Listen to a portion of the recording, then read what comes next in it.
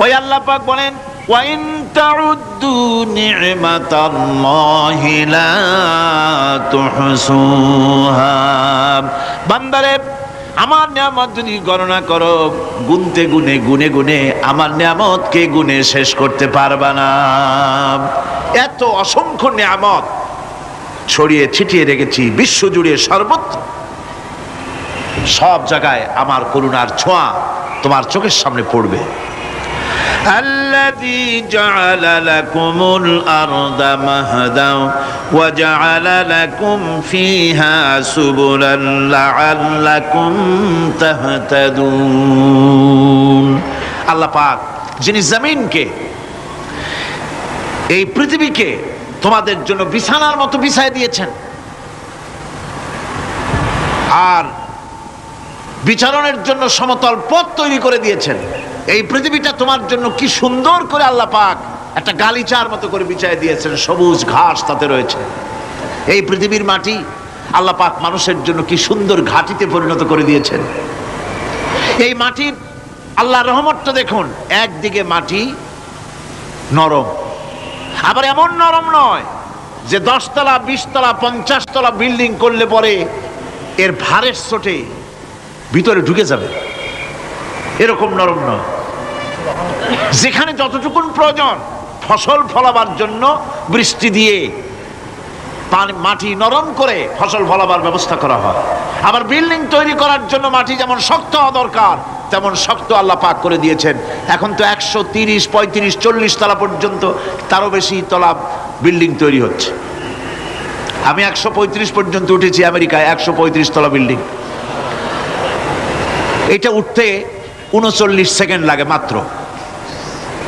এখন এদের লিফটটা কি পাওয়ারফুল চিন্তা করেন, সা করে একটা শব্দ হয় আর আপনি দেখছেন যে 135 তলার ছাদের উপর উঠে গেছে।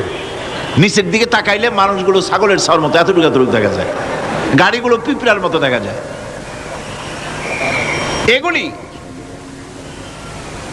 নতুন নতুন প্রযুক্তির মাধ্যমে তৈরি করা হচ্ছে। এখন এই বিশাল বিল্ডিং, এত ওজন, এই ওজন ধারণ করার জন্য মাটিকে আল্লাহ পাক ভারসাম্য, শক্তির ভারসাম্য দান করেছেন। এটাকে আল্লাহ পাক নরমও করেছেন আবার শক্তও করেছেন। এই মাটি, এই পৃথিবী আমাদের জন্য বিশাল এক নিয়ামত আল্লাহ পাক করে দিয়েছেন, ফসল ফলাবার জন্য, চলাফেরার জন্য। আবার এই মাটি যেন আপনাকে নিয়ে নড়াচড়া করতে না পারে। মাঝে মাঝে ভূমিকম্প হয় না? পৃথিবীতে ভূমিকম্প জোন যেগুলি আছে সেগুলি হচ্ছে Japan, China, turkey, Iran, America, এরকম বিভিন্ন দেশে ভূমিকম্পের জোন, এগুলি ভূমিকম্প এলাকা। আমাদের এসব দেশে ভূমিকম্প কম হয়, তবে ইদানিং একটু একটু শুরু হয়েছে। আল্লাহ যেন এই ভূমিকম্পের গজব থেকে আমাদেরকে বাঁচান। এত আস্তে আমিন বললেন কেন? আল্লাহ পাক কি প্রচন্ড ক্ষমতার মালিক। তিনি রহমত করে এ জমিনকে সুন্দর স্থিতি স্থাপক, একটা স্থিতিশীলতা করে দিয়েছেন। এই পৃথিবী যেন আমাদের নিয়ে নড়াচড়া করতে না পারে সেজন্য আল্লাহ পাক পাহাড় সৃষ্টি করেছেন। চট্টগ্রামে পাহাড় আছে না? রাঙামাটি, খাগড়াছড়ি, বান্দরবান পাহাড় আছে না? আচ্ছা, লোকেরা এই পাহাড়ের উপকারিতা বোঝে না, সমানে পাহাড় কাটে। যারা পাহাড় কাটেন তারা আত্মঘাতী কাজ করেন, তারা পৃথিবীর মানুষের ক্ষতি করেন। পাহাড় আল্লাহ পাক তৈরি করেছেন। আল্লাহ কোনো জিনিস খেলতামাশার জন্য তৈরি করেন নাই। গতকাল এই আয়াতটি আমি পড়েছিলাম, আল্লাযীনা ইয়াযকুরুনাল্লাহা কিয়ামান ওয়া কুউদান ওয়া আলা জুনুবিহিম ওয়া ইয়াতাফাক্কারুনা ফী খালকিস সামাওয়াতি ওয়াল আরদ রব্বানা মা খালাকতা হাযা বাতিলা। নিরর্থক করে আল্লাহ পাক কোনো জিনিসকে তৈরি করেন নাই। আল্লাহ পাক এই পাহাড় সৃষ্টি করেছেন জমিনের ভারসাম্য রক্ষা করার জন্য। সেই পাহাড়গুলি কাটতেছে মানুষ সমানে, গাছ কাটতেছে সমানে। এতে করে প্রকৃতির ভারসাম্য নষ্ট হয়ে যাচ্ছে। এগুলি সব আল্লাহ পাকের রহমত, সবগুলি আল্লাহ পাকের নিয়ামত। খালি খালি আল্লাহ কিচ্ছু তৈরি করেন নাই। ব্যাংকগুলারে জনমের মতো খাইয়া ব্যাঙের ব্যবসা করে, চীনের কাছে ব্যাংক বিক্রি করে এখন বাংলাদেশ মহাবিপদে পড়েছে। এখন ব্যাংক কোথায় পাওয়া যায় তাই তালাশ করে, কারণ এই ব্যাঙের উপকারিতা আগে জানা ছিল না। এত কীটনাশক ওষুধ ছড়ানো লাগতো না। কীটনাশক ওষুধ ছড়িয়ে জমিনের উর্বরা শক্তির 12টা বাজানো হচ্ছে। আল্লাহ পাক আপন কুদরতে আপন রহমতে অসংখ্য ব্যাংক তৈরি করে দিচ্ছে, যাতে করে অতিরিক্ত পোকামাকড় গুলিয়েরা ধরে ধরে খাইয়া ফেলে। আল্লাহ পাকের এগুলি কিভাবে নষ্ট করা হলো। আর এখন কীটনাশক ওষুধ দিয়ে সর্বনাশ করা। আর কীটনাশক ওষুধ আনা হচ্ছে ভারত থেকে, ইন্ডিয়া থেকে। ভারত থেকে কীটনাশক ওষুধ আর সার জানা হচ্ছে, তা দিয়ে বাংলাদেশের মাটির উর্বরা শক্তি আরো নষ্ট হচ্ছে। আপনারা জিজ্ঞেস করবেন চাষীদের কাছে কিভাবে নষ্ট হচ্ছে। সুতরাং আল্লাহ পাক খেল তামাশায় বস্তু করে কিছুই তৈরি করেন নাই, সবগুলিকে আপন রহমতে তৈরি করেছেন মানুষের সৃষ্টি জগতের জন্যে, যার দ্বারা মানুষ উপকৃত হতে পারবে। এর জন্য তিনি হচ্ছেন রহমান। বলেন তিনি কি? রহমান। আল্লাহ রাব্বুল আলামিন জমিন সৃষ্টি করলেন, পাহাড় দিলেন, গাছপালা তরুলতা তৈরি করে দিলেন। এরপরে আল্লাহ পাক বলছেন, তাকিয়ে দেখো সমুদ্রের দিকে, ওয়া হুয়াল্লাযী সাখারাল বাহরা লিতাকুলু মিনহু লাহমান তারিয়ান ওয়া তাস্তাখরু মিনহু হিলিয়াতান তালবাসুনাহা। সমুদ্রের দিকে লক্ষ্য করে দেখো, এই সমুদ্রকে তোমাদের অনুগত করে দিয়েছি। এর মধ্যে রয়েছে তাজা মাছ মাংস রয়েছে, এর ভিতরে রয়েছে তোমাদের পরিধানের অলংকার আদির জন্য মূল্যবান সম্পদ রাখা হয়েছে সমুদ্রের মধ্যে। বিজ্ঞানীরা বলেছেন পৃথিবীর উপরিভাগে যা আছে মাটির তলায় তার থেকে অনেক বেশি বেশি মূল্যবান জিনিস আছে। আছে না মাটির তলায় মূল্যবান জিনিস? কি আছে? কি আছে? খনিজ দ্রব্য আছে, সোনা আছে, লোহা আছে, তেল আছে। তেল যে শুধু সৌদি আরবে, কুয়েতে আর কাতারে, বাংলাদেশে তেল নাই এটা ঠিক না। আমাদের দেশে তেল আছে। আল্লাহ তেল আমাদের দেশে দিয়েছেন, তবে অতটা না হলেও কিছুটা তো দিয়েছেন। আমাদের দেশে চা আছে, পাট আছে, আমার দেশেও তেল আছে। মাঝে মধ্যে তেলের কুয়া সিলেটের হরিপুর থেকে, বাখরাবাদ থেকে, ভোলা থেকে, বিভিন্ন জায়গা থেকে তেলের কুয়া বের করে দেখানো হয়। তেল আছে। যারা ক্ষমতাসীন, যারা সরকার, যারা দেশ চালাও, যদি আমারে সেজদা দাও, যদি নামাজি হও, কোরআনের সাথে বিরোধিতা যদি না করো, যদি কোরআন সুন্নাহর শাসন প্রতিষ্ঠা করো, এ ধরনের অসংখ্য তেল বের করে দেব। কিন্তু কিন্তু বারবার উমরা করে, হাতে তসবিহ ধারণ করে, মাথায় পট্টি বেঁধে যদি ইসলামের সাথে নাফরমানি করা হয়, তোমাদের তেল আল্লাহ পাক বের করে ছাড়বেন।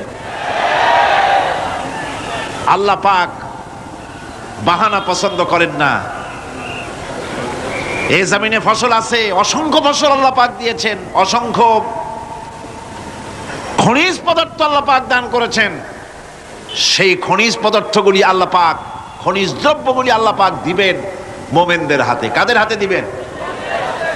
আল্লাহ পাক বলেছেন, ওয়ালাউ আন্না আহলাল কুরা আমানু ওয়াত্তাকাউ লাফাতাহনা আলাইহিম বারাকাতিম মিনাস সামাই ওয়াল আরদ।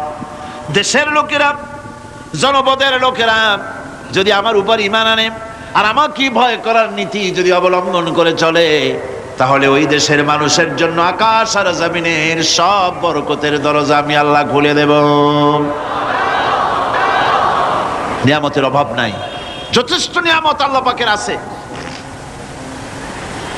তাহলে বললাম, এই পৃথিবীর উপরিভাগে যত নিয়ামত আছে, পৃথিবীর ভেতরে এর থেকে কম নাই। কত ভিতরে? এই ভিতরে যাওয়ার জন্য একবার একটা চেষ্টা হলো। আমেরিকার ওকলাহামা সিটি, এটি একটি স্টেট। এই স্টেটের পাশে একটা জায়গা বেছে নেওয়া হলো, যে পৃথিবী, তাদের ধারণা ছিল যে মাটি খুঁড়তে খুঁড়তে এর পৃথিবীর অপর পৃষ্ঠে যাওয়ার জন্য একটা আন্ডারগ্রাউন্ড রাস্তা করা যায় নাকি? ছোটবেলায় পড়ছিলাম এক ভূগোলে একটা বইতে, যে কেউ যদি আমাদের দেশ থেকে এখান থেকে মাটি খোঁড়া আরম্ভ করে, তাহলে মাটি খুঁড়তে খুঁড়তে একদিন না একদিন আমেরিকায় পৌঁছে যাবে। কোনো ভিসা টিসা লাগবে না, VD7 DB7 97 লাগবে না, এমনি যাইতে পারবে। মানুষেরা চেষ্টা করলো মাটি খোঁড়া। মাটি খুঁড়তে খুঁড়তে পৃথিবীতে এটাই ছিল প্রথম এই দুঃসাহসিক পরিকল্পনা। ৬,০০০ ফিট পর্যন্ত মাটি খনন করার পর কোনো কুল কিনারা করতে না পেরে তারা এই দুঃসাহসিক পরিকল্পনা ছেড়ে দিল। কিন্তু গবেষণার শেষ হয়নি। যারা গবেষণা করেছেন তারা গবেষণালব্ধ, তাদের অভিজ্ঞতা তারা লিখেছেন যে পৃথিবীর অন্তত ১৮০ মাইল গভীর পর্যন্ত তাদের একটা আইডিয়া হয়েছে যে পৃথিবীর মাটির নিচে অসংখ্য খনিজ দ্রব্য রয়েছে, অসংখ্য নিয়ামত এই পৃথিবীর মাটির ভিতরে আল্লাহ পাক লুকায় রেখেছেন। ওর তলায় কি আছে বিজ্ঞানীদের মাথায় এখনো ঢোকে নাই। এই পৃথিবীর উপরে যা আছে ভেতরের থেকে আল্লাহ পাক বেশি রেখেছেন। এরপরে সমুদ্র, সমুদ্রের ভয়াল দৃশ্য দেখলে পরে মানুষের কলিজা ভীত প্রকম্পিত সন্ত্রস্ত হয়ে যায়। কথা ঠিক কিনা? যত বড় বাহাদুর হোক, সমুদ্রের ঢেউর মধ্যে যদি পড়ে, বাহাদুরি আর থাকে না। ঠিক কিনা কন? যতই বড় কাল্লা নাই, কিন্তু সমুদ্রে গেলে আর অসুবিধা হয় না। সমুদ্রের ঢেউয়ের মধ্যে যখন মানুষ পড়ে, আল্লাহ পাক বলেছেন দাল্লা মান তাদউনা ইল্লা ইয়াহু, একমাত্র আল্লাহ ছাড়া সবাই কি ভুলে যায়। আমি দেখেছি সমুদ্রের দরিয়ার ভিতরে ঢেউ যখন শুরু হয়, অমুসলিমরা পর্যন্ত তাদের ভাষায় স্রষ্টাকে যা বলে সে নাম ভুলে গিয়ে সকলের মুখ থেকে বেরোয় আল্লাহ আল্লাহ আল্লাহ, আল্লাহ বাঁচাও।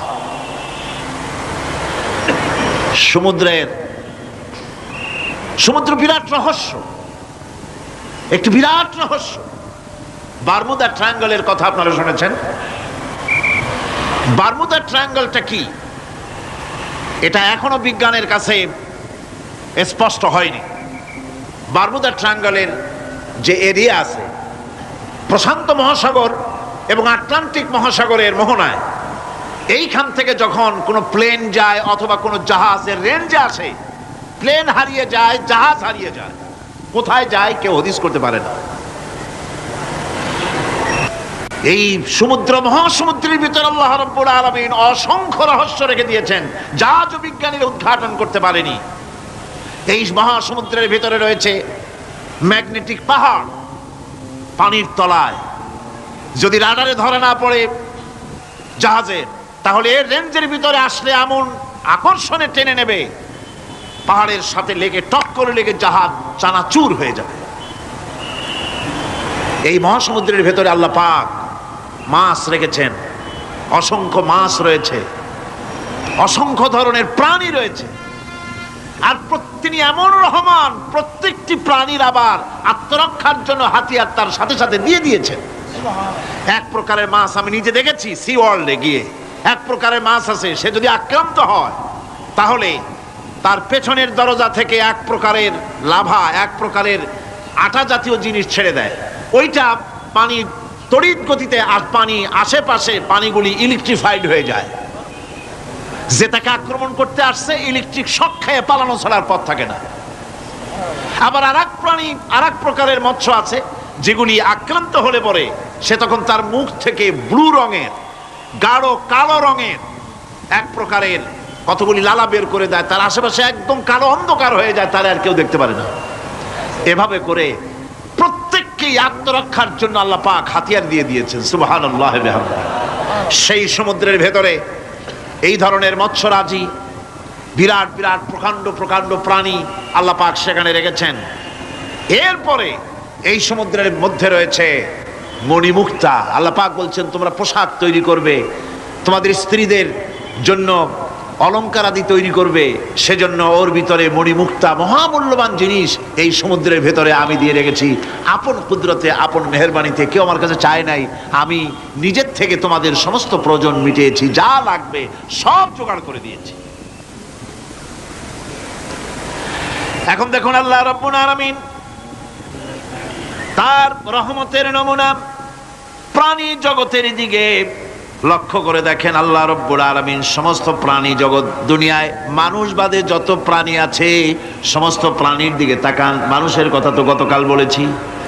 সমস্ত প্রাণীগুলিকে আল্লাহ রব্বুল আলামিন তাদের সাথে তাদের সমস্ত জিনিস দিয়ে দিয়েছেন। এর মধ্যে কোনোটাকে আল্লাহ পাক বোঝা বহন করার জন্য কোনো প্রাণীকে তৈরি করেছেন, আবার মানুষের জন্য, জিহাদের জন্য, যুদ্ধ করার জন্য কোনো প্রাণী তৈরি করেছেন, চাষাবাদ করার জন্য প্রাণী তৈরি করে দিয়েছেন। কোরআন বলছি ওয়াল আনআমা খালাকাহা লাকুম ফিহা দিফউন ওয়া মানাফিউ ওয়া মিনহা তাআকুলুন। তিনি বিভিন্ন ধরনের জীব পয়দা করেছেন, যার থেকে তোমাদের শীতের পোশাক এবং অন্যান্য কল্যাণকর কাজ যেন তোমরা করতে পারো, সেজন্য পশুর গায়ে যে পশম দেওয়া হয়েছে, এতে পশুরও কাজ হয়। আবার এই পশমগুলি গ্রীষ্মকালে কেটে নিয়ে তাই দিয়ে মানুষের শীতবস্ত্র তৈরি করা হচ্ছে। আপনার গায়ের, আপনার গলার মাফলার, আপনার সোয়েটার, আপনার চাদর, আপনার কম্বল, এগুলি আল্লাহ পাক তৈরি করার জন্য দুনিয়ার যত প্রাণী তৈরি করেছেন, প্রাণীগুলির গায়ে, চতুষ্পদ জন্তুর গায়ে পশম দিয়ে, সেগুলি দিয়ে এগুলি তৈরি করার ব্যবস্থা করেছেন। আবার আল্লাহ রাব্বুল আলামিন বলেন ওয়ালাকুম ফিহা জামালুন হিনা তুরিহুনা ওয়া হিনা তাসরাহুন। যখন সেগুলি মাঠে সকালবেলায় চড়তে নামে, আবার বিকেল বেলায় যখন পালবদ্ধ হয়ে বিকেল বেলায় যখন ঘরে ফেরে, তখন দেখার এক সৌন্দর্য এমন হয় যা সত্যি উপভোগ্য। লক্ষ্য করে দেখবেন, এগুলি শহরে কম দেখা যায়, গ্রাম্য অঞ্চলে মাঝে মধ্যে যাবেন, সব দিকেই আল্লাহ পাক এভাবে ছড়িয়ে রেখেছেন। এভাবে করে ওয়াতাহমিলু আসকালাকুম ইলা বালাদিন লাম তাকুনু বালিগিহিম ইল্লা বিশাক্কিল আনফুস। আল্লাহ পাক বলেন, এভাবে করে আমি জন্তু জীব তৈরি করেছি যারা তোমাদের বোঝাগুলি এক শহর থেকে আর এক শহরে, এক গ্রাম থেকে আর এক গ্রামে বোঝাগুলি বহন করে নিয়ে যায়। এভাবে আমি যদি চতুষ্পদ জন্তু তৈরি না করতাম, তোমরা নিজেরা ঘাড়ে করে, পিঠে করে এ বোঝাগুলি বহন করা বড়ই কষ্টসাধ্য হয়ে যেত। উটের পিঠে করে, গাধার পিঠে করে, গরুর গাড়ি বানায়া, হাতির পিঠে করে, কত বিরাট বিরাট বোঝা, টনকে টন বোঝা এভাবে পশু দিয়ে টেনে নেওয়া হয়। আল্লাহ পাক বলছেন এগুলি আমার রহমত। এরপরে এই পশুর ভিতরে হালাল গোশত তৈরি করে তোমার খাবারের ব্যবস্থা করেছি। ওয়া ইন্না লাকুম ফিল আনআমি লাইবরা নুসকিকুম মিম্মা ফি বুতুনিহি মিন বাইনি ফারসিন ওয়া দামিন লাবানান খালিসান সাইগাল লিশশারিবিন। তোমাদের চতুষ্পদ জন্তুর মধ্যে দেখবে বুদ্ধিমান, দূরদৃষ্টি সম্পর্ক লোক যারা, তাদের জন্য আমি এর মধ্যে নিদর্শন রেখেছি। তোমাদের দুগ্ধবতী গাভীগুলি, যার দ্বারা তোমরা দুধ পাও, এগুলি জমিনের ঘাস খেলো, খড় খেলো, আর এর দ্বারা রক্ত তৈরি হলো, পায়খানা তৈরি হলো, পেশাব তৈরি হলো। পাশাপাশি রাস্তা দিয়ে পরিষ্কার সুস্বাদু দুধ আমি আল্লাহ রব্বুল আলামিন তোমাদের জন্য দান করেছি। এত নিয়ামত আল্লাহ পাক দিলেন, আল্লাহ পাকের বিনিময় কিছুই চান নাই। কিছু চাইছেন নাকি? বলেন, কিছু চেয়েছেন? কিছুই চান না। দেখেন, এই যে ঠান্ডা মৌসুম চলছে, এখন কি মৌসুম? শীতের মৌসুম। এই পৃথিবীটাকে আমরা, আমাদের একটা রুমকে যদি ঠান্ডা করতে চাই, তাহলে আমরা কি লাগাই? রুমে এসি লাগাই। প্রত্যেক মাসে বিল দেওয়া লাগে না লাগে না? বিল দিতে হয়। একটা রুম এসি দিয়ে ঠান্ডা করতে প্রত্যেক মাসে 500, 1000, 2000, 2500 রুম হিসাবে এর ভাড়া দেওয়া লাগে, এর চার্জ দিতে হয়। এত বড় বিশ্বটা আল্লাহ পাক ঠান্ডা করে ফেলেছেন। কত বড় এসি প্লান্ট আল্লাহ পাকের, সুবহানাল্লাহ। কত বড় এসি আল্লাহ ছেড়ে দিয়েছেন। এখন ঠান্ডায় মানুষ, এখানে তো মানুষে গরম লাগে, সেই গরমে আপনারা আরাম পাচ্ছেন, যে গায়ের জামা টামা খুলে ফেলাইছেন, ঠিক কিনা? মানুষের গরমও একটা গরম। তাহলে আল্লাহ রাব্বুল আলামিন এই যে ঠান্ডাটা দিলেন, মজার মৌসুম দিলেন, এই ঠান্ডার জন্য আমাদের কাছে কোনো বিল পাঠান নাই ফেরেশতার মাধ্যমে। শীতকালকে পরে ফেরেশতারা কি বিল নিয়ে আসছে নাকি যে শীতের মৌসুমে যে ঠান্ডা উপভোগ করেছো এটার জন্য বিল দিতে হবে? এবার দেখেন সূর্যের তাপ, সারা পৃথিবীতে যত উত্তাপ আছে ভালো করে বোঝেন। সারা পৃথিবীতে পেট্রোল জ্বালায় আগুন তৈরি করে, ডিজেল জ্বালায় আগুন তৈরি করেন, কাঠ জ্বালায় আগুন তৈরি করেন। পৃথিবীর মানুষের হাতে আগুন জ্বালাবার, উত্তাপ সৃষ্টি করার যত রকমের টেকনোলজি আছে সব যদি একত্রিত করা হয়, সূর্য প্রতি সেকেন্ডে যে তাপ বিকিরণ করে পৃথিবীর জন্য, সারা পৃথিবীর সমস্ত মানুষ এক জায়গায় হইয়া কিয়ামত পর্যন্ত প্রচেষ্টা করিও ওই এক সেকেন্ডের তাপ তৈরি করতে পারবে? পারবে না। শুধু আল্লাহ রাব্বুল আলামিন তিনি বিরাট নিয়ামত রেখেছেন সব জিনিসের মধ্যে। এই নিয়ামতগুলি বুঝতে হবে, এগুলি বুঝতে হবে। এই জন্য আল্লাহ রাব্বুল আলামিনের নবী বলেছেন, আল্লাহর সৃষ্টি জগতের উপরে, তার সৃষ্টি নৈপুণ্যতার উপরে কেউ যদি গবেষণা করে, চিন্তা করে, একটা ঘন্টা, আল্লাহ পাক তার আমলনামায় 60 বছরের নফল ইবাদতের সব লিখে দিবেন। কি সোজা কথা। চিন্তা করতে হবে, গবেষণা করতে হবে আল্লাহ পাক কি নিয়ামত দিয়েছেন। ওয়ামা বিকুম মিন নি'মাতিন ফামিনাল্লাহ। যত নিয়ামত আমরা পেয়েছি সব কার কাছ থেকে? জোরে সোরে চিল্লায় কোন কার কাছ থেকে? সমস্ত নিয়ামত এসেছে আল্লাহ পাকের কাছ থেকে। আল্লাহ রাব্বুল আলামিন বলেন তিনি হচ্ছেন রহমান। ওয়াল্লাহু জাআলা লাকুম মিন বুয়ুতিকুম সাকানান ওয়া জাআলা লাকুম মিন জুলুদিল আনআমি বুয়ুতা।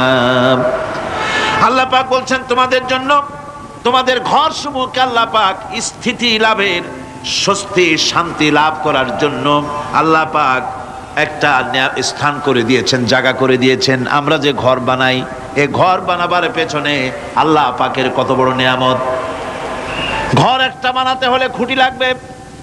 খুঁটি কোত্থেকে আসছে বলেন? কোত্থেকে? গাছের থেকে খুঁটি পেয়েছেন। কিসের থেকে পেয়েছেন? গাছ। কার? শুধু খুঁটিতে ঘর হবে না, এরপরে খুঁটি হয়ে গেল, চাল লাগবে।